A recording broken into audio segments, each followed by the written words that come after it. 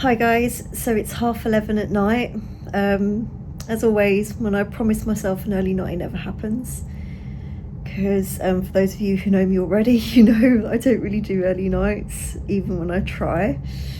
I'm going to be up at 6, so even though my wave doesn't start till 9, the reality is I need to get up at 6, have a good hour to get ready and awake.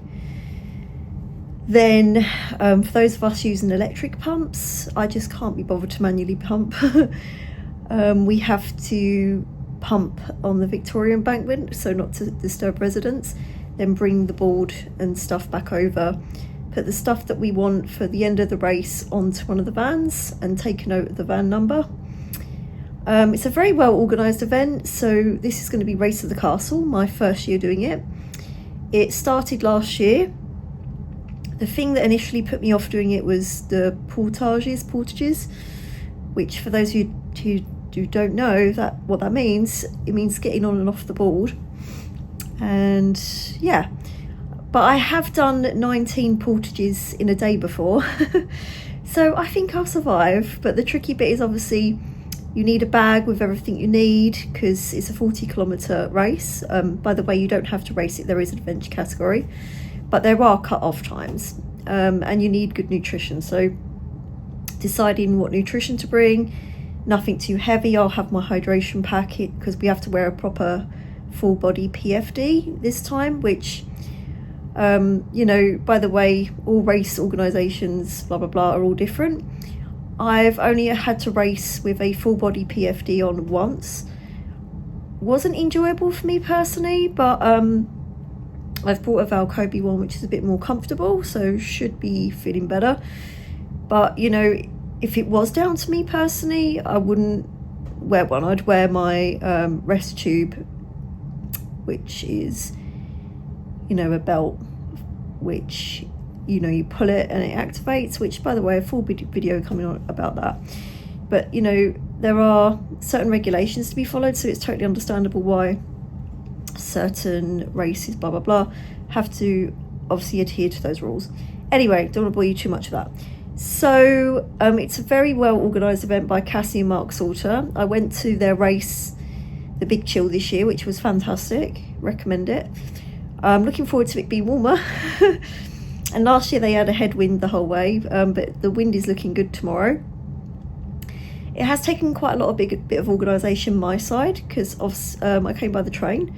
The journey was actually pretty straightforward. I've been to Nottingham before, door to door, about 3.5 hours I guess. So from London King's Cross I got the fast train, which was an hour and a half I believe. It was a straightforward journey, no complaints, and I've booked a hotel which is smack bang right next to the station. But the tricky thing for me is, unlike all the others here that are going to be staying the Saturday night, I'm going home tomorrow night. So my train is at 8:50, so realistically I need to leave the party event thing about 8:20. I'm not too fussed about the party actually, because I don't think I would want to party after doing 40 kilometres of paddling, and it's a bit sensory overload for me personally. You know, we're all different.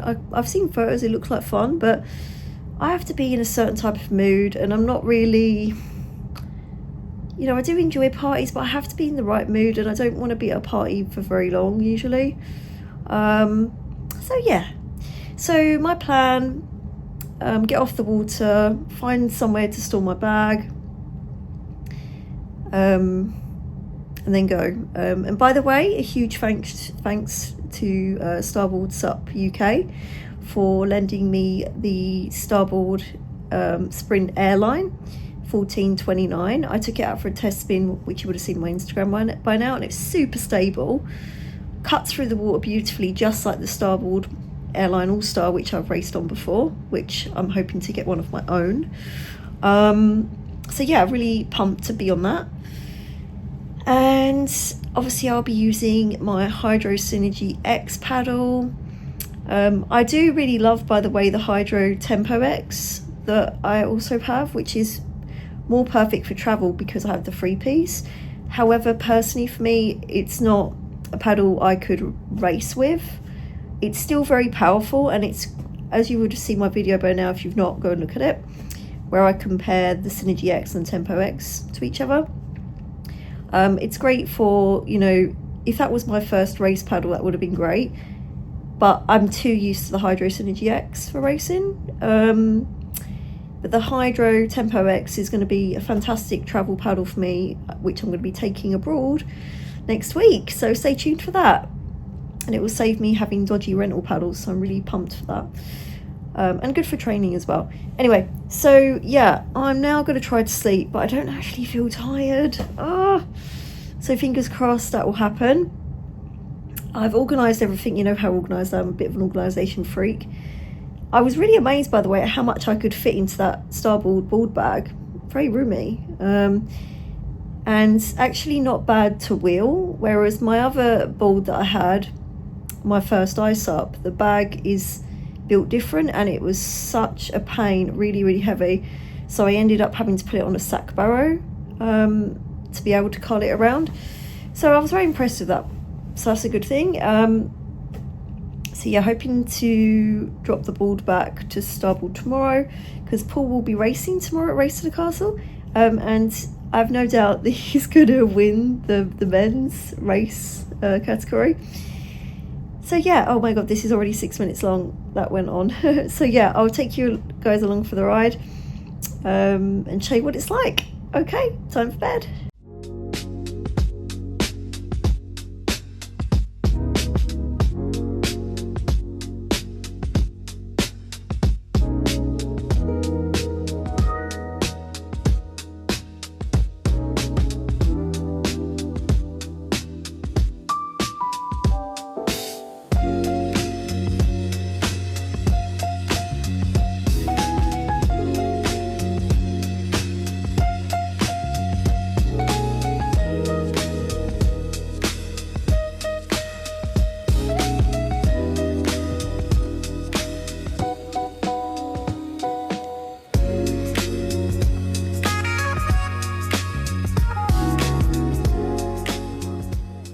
So Eric's ready to rock. This is your second race to the castle, isn't it? Second race to the castle. Wow, exciting times. Yeah. Shorts on. Oh boy, is the sun going to come out? I hope so. Showing my sexy legs. Loving the hat. Show us the hat. The hat, damn it. Flying the flag as well. Flying the flag. Philippines. Yay. Racing for the Philippines. And my East of England rash guard. Love that. Fabulous. Logo. Oh yes. Yes. So here you go, guys. It's low wind. I didn't do last year, but last year they had a headwind the whole way. What was last year like, Eric? Was it crazy? Headwind, 20 kilometers headwind. Oh gosh. Yeah. Crazy times. And brutal. So this is a treat, right? Yeah. Off you go. Yeah, we will try only. We'll try. See what will happen. Lynn's eating. I haven't even ate anything yet. Oh my god, I must eat something. I don't even know why I'm eating. But it's because good. I've been to the toilet so many times. I may as well just flush the banana in the blue. Because that's where it's going. So we're ready. Here's the beautiful bridge. We've got about half an hour to go.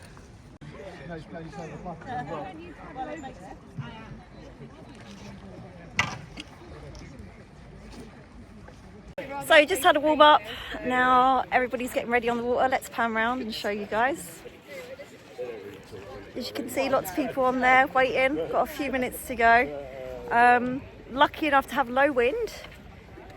And yeah, we'll be off. 10, 9, 8, 7, 6, 5, 4, 3, 2,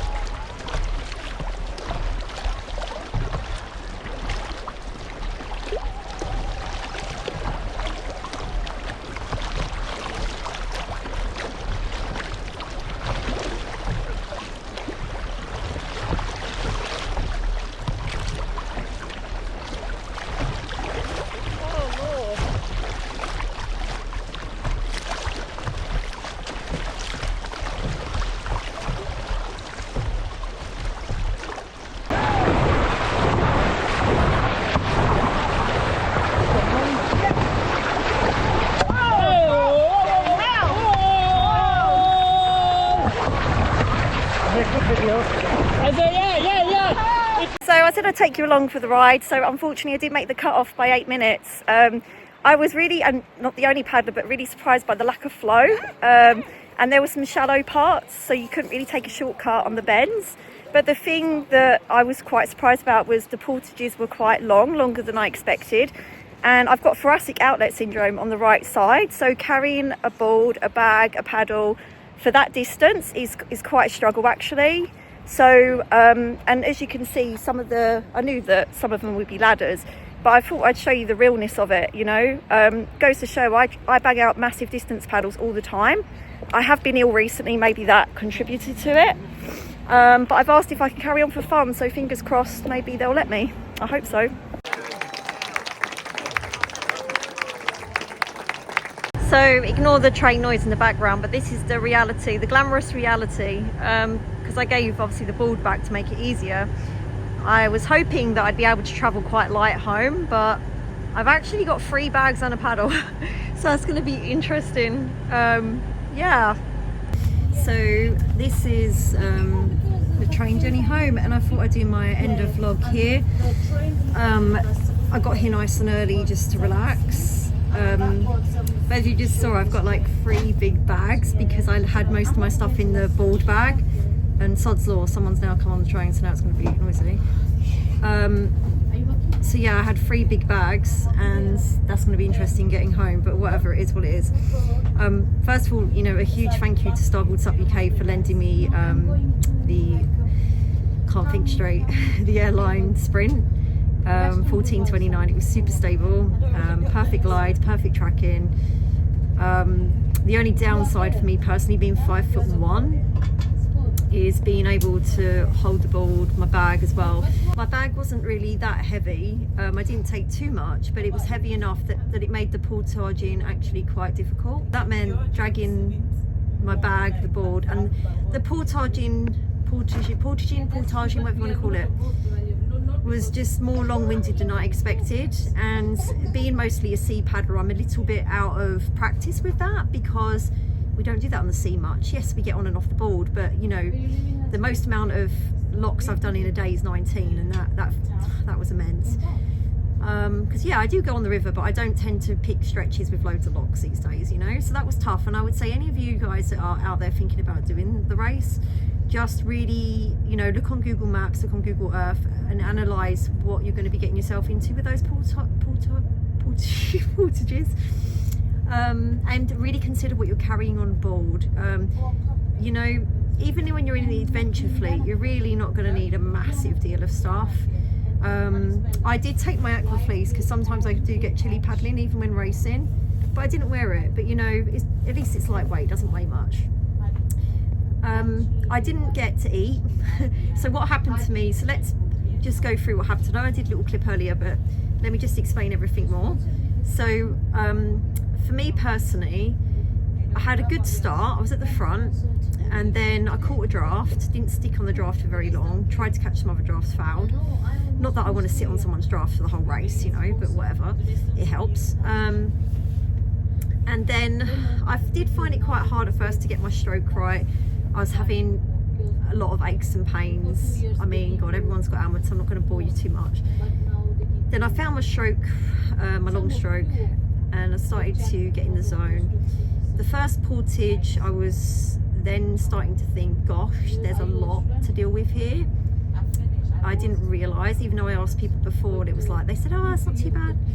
But some of these portages, by the way, involve ladders, and if you're not very experienced with ladders, it's quite tricky. And the marshals were fantastic, by the way. But yeah, you can imagine you're going at it. In a lot of the paddlers, not just me, were saying there was literally no flow, you know. And people that have done the Trent 100, even though it's like, I mean, I've not done the Trent 100, but usually they have quite a flow and it's a different part of the river, but there is some of it that they do there anyway. So we was all quite surprised there was no flow. That didn't help, you know. I was, however, averaging a speed of 6.5 to 7 kilometers an hour, even 7.5 at some stages. It's not my fastest, but I was pleased with that, you know, because I knew that I was on track to being able to make the cut-off. Did my calculations, got to Gunford Block and they broke the news that I was 8 minutes late. Oh my god, I was devastated. And there was other paddlers there and I felt really sorry for them too. And I just thought, I'm not a quitter, so I said, oh my god, can I please carry on just for fun, because they have to take my tracker off. And I totally understand why the cut-offs exist, by the way, but I knew within my capabilities, being a distance paddler, working out my time calculation, speed calculation, blah blah, I knew I was going to make it. So unfortunately I was there for a good 15 minutes and they had to obviously ask Cassie, the race director, got back to me and they said, yeah, you can do it for fun. So I was delighted by that, you know. I thought, just crack on, enjoy it, because then next year you'll know what it's fully like. Then I got back on the water and I started to pass people. I passed, when I last counted, about 15 adventure paddlers, and I did slow down at parts because I wanted to help these paddlers out and have someone, because there was one lady in particular on her own and I felt really sorry for her, and I just wanted to give her a bit of confidence, and I hope it helps if you're watching, because I know what it's like to be out there doing a huge event like this, you know, a 40k, even if you're in an adventure category, a 40k with all those portage in, it's a big deal. It really is. So congratulations to those of you out there on non-race boards and you achieved it, because even when I've been on my 11 free sport by 32 wide and done a big distance, it's difficult. So yeah, that's what I did. I cracked on because I knew within my heart I could do it and I could prove people wrong. So then of course when I got to the end, this is what also happens. Oh my gosh, I got to the very last lock and my GoPro has a floaty case, which usually works by the way, and I knocked my board and the GoPro sank in the water. Oh my god. And obviously I can't stop because I'm holding everybody up getting in the water, so I just had to leave it and I just said to marshals that I'm coming back for it.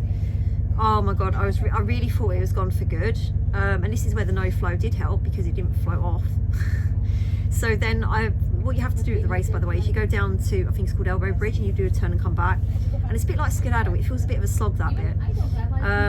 So I could have finished the race by 3:10, and the cut-off for the race was 4 o'clock for the race fleet, but because I stopped for the GoPro saga, so my finish time when I looked was 3:20, so I was well within 40 minutes within the cut-off. Yay! And obviously Cassie then realised and came over and she said, oh, you know, like the timing team have actually seen that you finished within the time limit, so they're going to give you a time, but it'll be on there later. So I was just really grateful for that, because I really didn't want to did not finish when I did finish, and I proved people wrong that I could do it. So yeah, I'm happy with that, and next year I'll come back and I'll thrash it. You know, I've learned a lot, like always, and I've made some new friends, even better. That's what it's all about. And what I really loved is speaking to people, and I wish I actually filmed them to inspire you guys that maybe want to race or do it as an adventure. You know, so many people out there on their 10-6s, whatever boards, and just they did it like just incredible, honestly. And yeah, everything else was good. You know, my paddle, my SynergyX Flex 90 slim shaft, fantastic choice. I had the Black Project Ray on. To be honest, I could have gotten away with the Tiger, but I think I just wanted that extra stability that the Ray gives, but I didn't really need it. I should have just got the confidence and gone for the Tiger. The weather held up, I'm thankful for that. No rain, no headwind like last year, slight wind at parts, nothing nuts. It's just, yeah, I was just surprised by the flow, I have to say, really surprised. But I'm just grateful to finish. But the hard part really as well. Oh, by the way, so with the GoPro, so came back and I was like, oh no, can't get it, and it was so murky. A guy, and I need to find out who it was, what a saviour, who was a paddler, was like, oh well, I've been in already. So he actually got into the water for me. He went head under the water and got my GoPro. Oh my god, I have no words. Thank you so much, honestly. Thank you. I haven't checked if it works yet, but either way, I'm happy to have it back. So yeah, after the race we didn't have much, well, I didn't have much time left to then get my shit together, because I was going to get the train back. Ended up getting the bus, by the way, but I had to obviously pack the board down and manage my luggage, because obviously I was giving the board back to Paul from Starboard, and managing my stuff and getting changed, and oh, it's just all overwhelming, that part. And then got back to the hall, waited for the bus to come back, the the van with the boards to come back, and then the bus we was on for some reason didn't stop right outside Welbeck Hall. It was a 10-minute walk, so you can imagine I got luggage and I had to walk for 10 minutes. Oh my god, I'm knackered. So then what happened, we got to Welbeck Hall, they had the awards. It was just nice to chat to people, other paddlers, hear their story. Very inspiring. And yeah, I've had a nice time other than that. So plan now, get home, rest, pack for the IMX tour. If you didn't know, I have a favourite band that I follow on tour as much as I can. Finish some work up and paddle as I go, and then it's paddle skedaddle next. And that reminds me, I haven't actually edited the paddle skedaddle video for you guys, so I'll be sure to do that from last year. And if you're thinking of entering paddle skedaddle, you totally should. It's a really cool event. Again, it is for all levels, however there is a cut-off. The first year I personally did it, I'd made the first cut-off, but the second, as in the end, I was like literally seconds from being disqualified, and I made it. So that was something else. Anyway, I'm going to end it there.